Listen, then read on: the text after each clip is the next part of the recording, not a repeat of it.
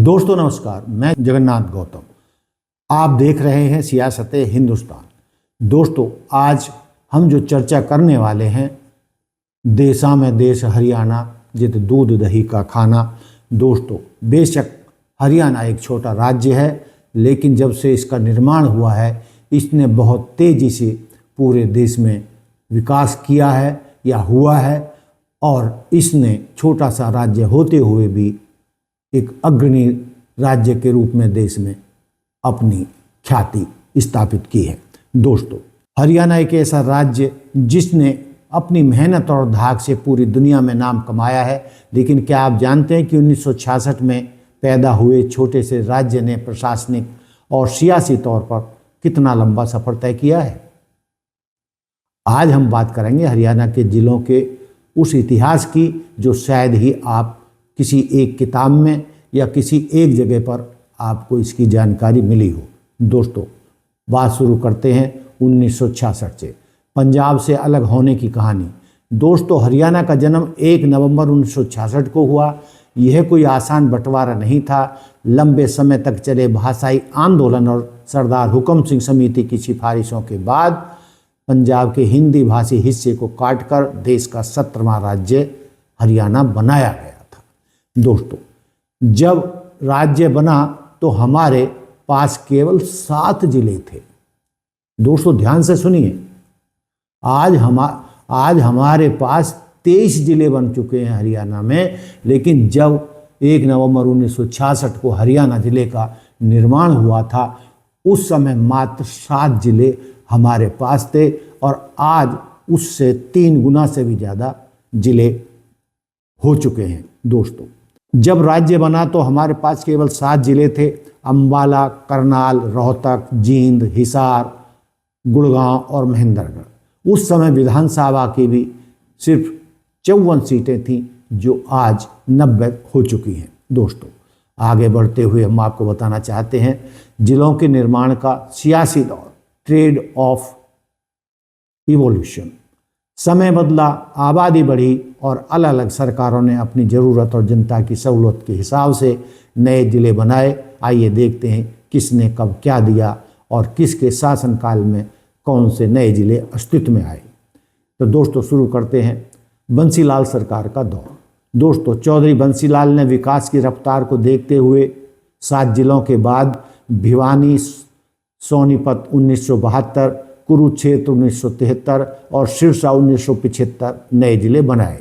उसके बाद जब भजनलाल सरकार अस्तित्व में आई तो भजनलाल सरकार ने फरीदाबाद 1979 और बाद में पंचकुला 1995 का गठन हुआ।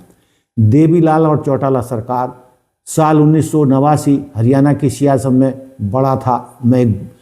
बड़ा दौर था, जब एक ही दिन में कैथल, रेवाड़ी, यमुनानगर और पानीपत के रूप में 4 नए जिले सामने आए। बाद में फतेहाबाद और झज्जर का 1997 में फतेहाबाद और झज्जर जिले भी बने। दोस्तों उसके बाद हुड्डा सरकार आई। भूपेंद्र सिंह हुड्डा के कार्यकाल में नूहू यानी मेवात 2005 में और पलवल 2008 में अस्तित्व में आया। खट्टर सरकार, हरियाणा का सबसे नया यानी 22वां जिला चरखी दादरी, और अभी हाल ही में सैनी साहब के शासनकाल में 23वां जिला बनाया गया है, जिसका नाम आप सब जानते हैं। जिले क्यों बढ़ाए जाते हैं? अब सवाल आता है आखिर जिले क्यों बढ़ाए जाते हैं? इसका पहला कारण है एडमिनिस्ट्रेटिव ईज, प्रशासनिक सुगमता। जब जिला छोटा होता है तो डीसी और एसपी का ऑफिस जनता के करीब होता है। दूसरा कारण है पॉलिटिकल आइडेंटिटी, सियासी पहचान। किसी भी क्षेत्र को जिला घोषित करना वहाँ के वोट बैंक और स्थानीय नेताओं के कद को बढ़ावा देता है। दोस्तों दिलचस्प बात यह है कि हरियाणा में आज हांसी को नया जिला बनाया गया, 23वां जिला बनाया गया है, और मानेसर 2 ऐसे पुलिस जिले हैं जो पूर्ण जिले बनने की उसकी दहलीज पर खड़े हैं। यानी हांसी तो जिला बन चुका है और आगे मानेसर के जिले बनने की संभावना है। लेकिन दोस्तों जब देश 2047 का हरियाणा कैसा होगा और इसमें कितने ज़िले होंगे, कहने का तात्पर्य ये है कि जब देश को आज़ाद हुए 100 साल हो जाएंगे तो 100 साल होने पर हरियाणा की स्थिति कैसी होगी और कितने ज़िले उस समय हो सकते हैं। दोस्तों, जैसा कि मैंने बताया, आज हमारे पास 23 ज़िले हैं, लेकिन जैसे जैसे शहरीकरण बढ़ रहा है, गोहाना, डबवाली, असंध और होडल जैसे इलाकों में ज़िले की मांग उठ रही है।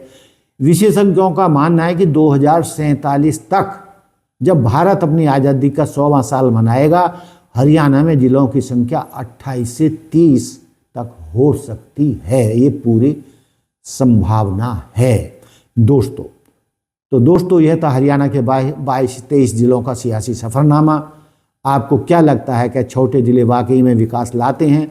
और आपके हिसाब से जो ये अब 24वां ज़िला कौन सा होगा, हमने खुद भी बताया, लेकिन आप हमें कमेंट्स करके बता सकते हैं और अपनी राय दे सकते हैं कि आने वाले समय में हरियाणा में अब कौन कौन से नए ज़िले होने चाहिए। हालांकि हम अपनी राय दे चुके हैं, लेकिन दोस्तों, जनता की राय सर्वोपरि होती है, क्योंकि उसकी अपनी ज़रूरतें होती हैं। जिला ना होने पर उसकी अपनी समस्याएं होती हैं क्षेत्र की जनता की।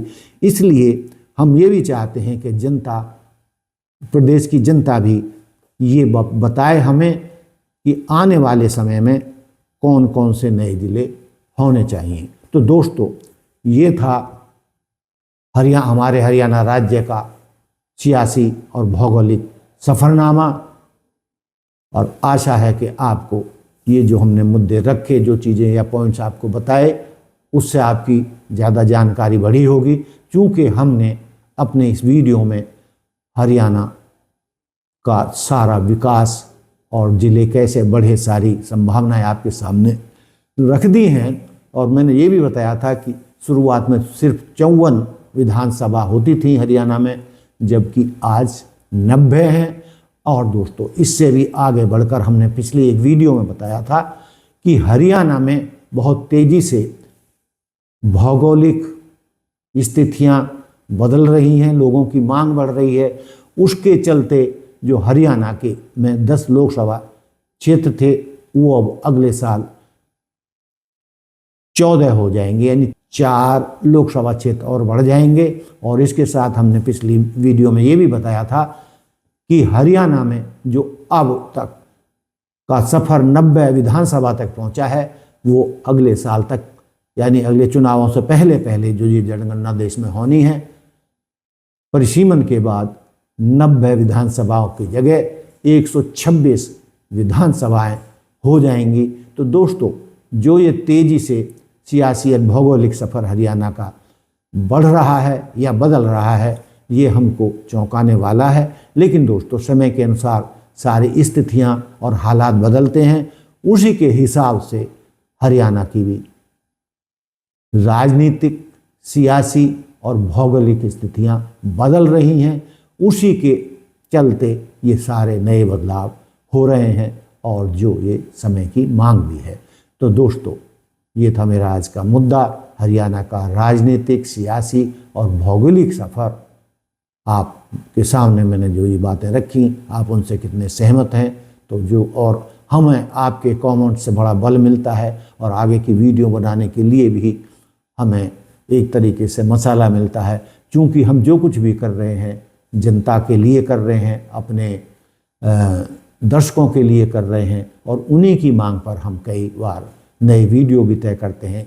यदि आप चाहते हैं कि हरियाणा में किस मुद्दे पर नया वीडियो बनाए, तो वो भी हम आपकी मांग पर पूरा करने की कोशिश करेंगे।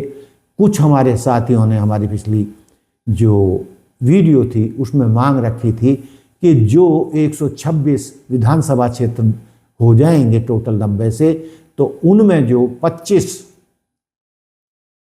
आरक्षित विधानसभा सीट होंगी, तो वो 25 सीटें कौन सी हो सकती हैं, ये हमारे दर्शकों की तरफ से एक मांग आई थी।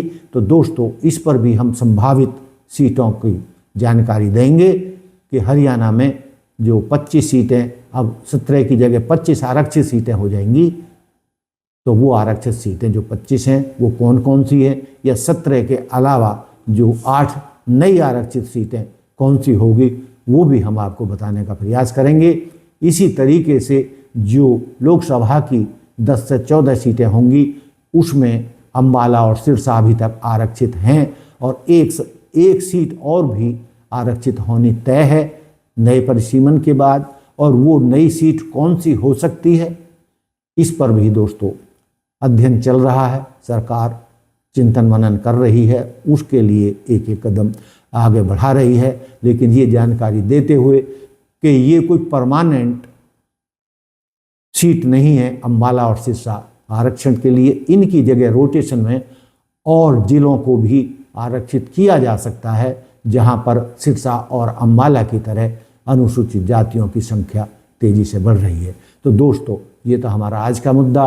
कैसा लगा हरियाणा का सियासी और भौगोलिक सफ़रनामा, जिसमें हमने आपको हर तरीके की, चाहे राजनीतिक हो, चाहे भौगोलिक हो, सियासी हो, हमने हर तरीके की सूचना अपडेट करने की कोशिश की है। तो दोस्तों देखते रहिए सियासत हिंदुस्तान। जय हिंद, जय भारत, जय संविधान। नमस्कार, धन्यवाद।